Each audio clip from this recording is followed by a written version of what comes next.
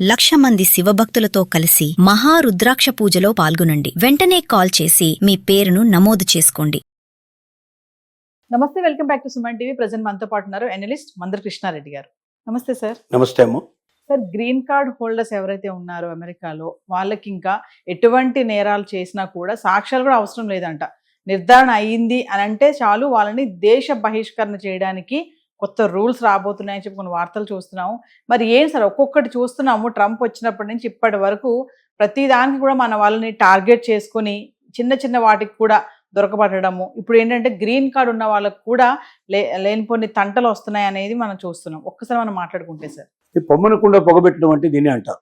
అంటే ఒక మనిషిని పంపించాలనుకుంటే ఎన్ని రకాలుగా పంపించే అవకాశం ఉందో చెప్తూ, ఇప్పటిదాకా ట్రంప్ ఒకటే ప్రయత్నం చేస్తున్నారు అనుకుంటే సుప్రీంకోర్టు కూడా దానికి ఒక రకంగా ఆజ్యం పూసినట్టుగా అయింది. అమెరికన్ సుప్రీంకోర్టులో ఈ మధ్య ఒక కేసులో చైనా దేశమైనటువంటి మక్చోయ్ లావ్ అనే వ్యక్తి ట్రేడ్ మార్కుని కాపీరైట్ చేసి ట్రేడ్ మార్క్ విషయంలో అతను వేరే వాళ్ళని అనుసరించి వేరే ట్రేడ్ మార్కుని తన యొక్క వస్తువులు ఆ ట్రేడ్ మార్క్ మీద ఆ ట్రేడ్ మార్క్ తనదే అయినట్టుగా చేస్తూ దానికి దగ్గరగా దాన్ని ఫేక్ ట్రేడ్ మార్క్ దాన్ని క్రియేట్ చేయడం జరిగింది. దానివల్ల అతను దేశ బహిష్కరణ చేశారు.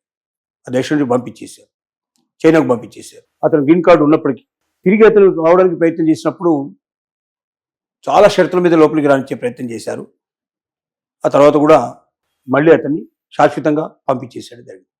ఆ సందర్భంగా సుప్రీంకోర్టు లోపల ఆ మక్సూయి లావ్ అవుతున్నారో అతను సుప్రీంకోర్టు వెళ్ళడం, అక్కడ దానికి సంబంధించినటువంటి జడ్జిమెంట్ లోపల స్పష్టంగా సుప్రీంకోర్టు ఏం చెప్పిందంటే, ఒక గ్రీన్ కార్డు హోల్డర్ కానీ లేదా శాశ్వత నివాసం కలిగిన వ్యక్తి, అమెరికాలో శాశ్వత నివాసం కలిగిన వ్యక్తి ఎవరైనా సరే తప్పు చేసినట్టుగా నేరం చేసినట్టుగా పూర్తి సాక్ష్యాధారాలతో 100% నిరూపించాల్సిన అవసరం లేదు.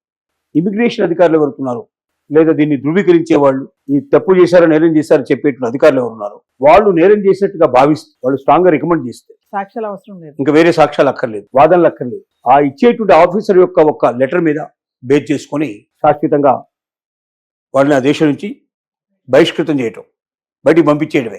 ఎందుకు ఏమిటనే ఎక్స్ప్లెనేషన్ కూడా అవకాశం లేదు, ఇంకా వేరే కోర్టులు ఆశ్రయించే పాసిబిలిటీ కూడా లేదు. అంత కఠినతరమైనటువంటి నిబంధన తీసుకురావడం జరిగింది. ఇది చాలా కష్టంతో కూడుకున్న పని. ఎందుకంటే 30 ఏళ్ళు 40 ఏళ్ళు 50 ఏళ్ళు ఎదురు చూసి ఆ గ్రీన్ కార్డు సంపాదించుకొని లేదా శాశ్వత నివాసం సంపాదించుకున్న వ్యక్తులకి నిరూపణ కాకుండానే ఒక ఆఫీసర్ దయాదాక్షిణ్యాల మీద వాడి జీవితం ఆధారపడే పరిస్థితి. ఒక ఆఫీసర్కి ఏదైనా గ్రెడ్జ్ ఉండి, భారతీయుల వెంటనే గ్రెడ్జ్ ఉందనుకోండి, వీళ్ళని పంపించడమే లక్ష్యంగా పెట్టుకున్నాడు, ఏముంది తప్పు జరిగిందని రాసేస్తాడు. అది ఎలా జరిగింది అని తిరిగి వాదించడానికి అవకాశం లేదు, దాన్ని ఛాలెంజ్ చేసే అవకాశం లేదు. ఈ రెండు లేనప్పుడు అలాంటి ఆఫీసర్ ఒకటి తగిలితే 100,000 మందిని పంపించే అవకాశం ఉంటుంది. అంటే ఎక్కడ ఏ దేశంలో కూడా ఇట్లాగా ఒక అధికారి ఒక ఆలోచనకు వచ్చి అతను రికమెండ్ చేస్తే సాక్ష్యాధారాలు ఏమీ లేకుండా ఇంత పెద్ద శిక్ష విధించేందుకు ఏ దేశం అంగీకరించదు. ఏ దేశంలో ఉండేటువంటి శిక్షాస్మృతి ప్రదాకా లేదు.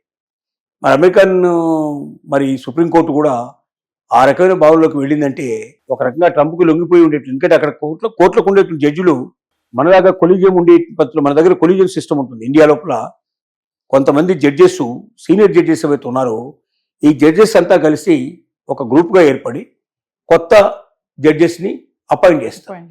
అంటే ఆ జడ్జికి ఖచ్చితంగా ఇన్ని ఉండాలి, ఇన్ని సంవత్సరాల అనుభవం ఉండాలి, ఇలాంటివన్నీ చాలా రకాల కండిషన్స్ ఉన్నాయి.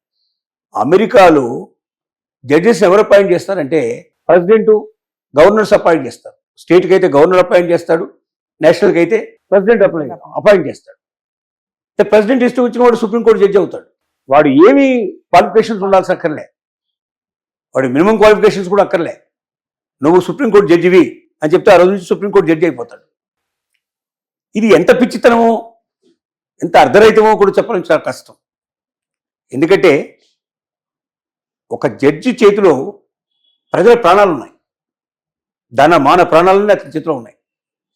అతను ఏదైనా ఒక జడ్జిమెంట్ ఇచ్చినప్పుడు అనుభవజ్ఞుడై ఉండాలి, పూర్తిగా శాస్త్రంలో ప్రవీణుడై ఉండాలి, గతంలో అనేక రకాల కేసుల లోపల అతను వాదించి ఉండాలి. ఇవన్నీ చేసినప్పుడు ఆ ఎక్స్పీరియన్స్ ఎక్స్పర్టైజేషన్ తోటి న్యాయాల్ని విచక్షణ జ్ఞానాన్ని కలిగి ఉంటాడు. ఒక పొలిటికల్ పర్సన్ అపాయింట్ చేసే వ్యక్తి తన ఫ్రెండ్ ఎవడో ఉన్నాడు, తనకు సంబంధించిన లేదా తనకు జై కొట్టేటువంటి వ్యక్తి ఎవరున్నాడో అలాంటి వాడిని, తను పొగిడేటువంటి వ్యక్తిని తీసుకెళ్ళి అక్కడ కూర్చోబెడితే ఎంతమందికి ఎంత హాని జరుగుతుందో, ఎంత కష్టం అవుతుందో తెలుస్తుంది.